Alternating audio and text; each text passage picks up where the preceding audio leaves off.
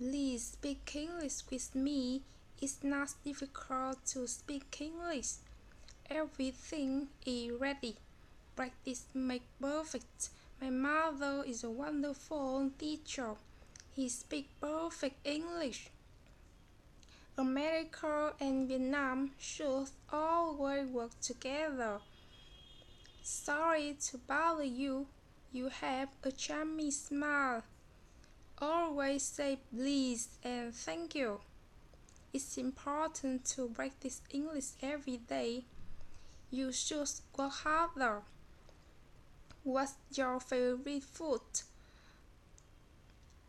Um, don't be afraid of making mistakes. Is it your first time in Vietnam? I really enjoyed talking to you. I hope to see you again. It's very important to have clear pronunciation. We should all care about environment. I'm sure you will enjoy it.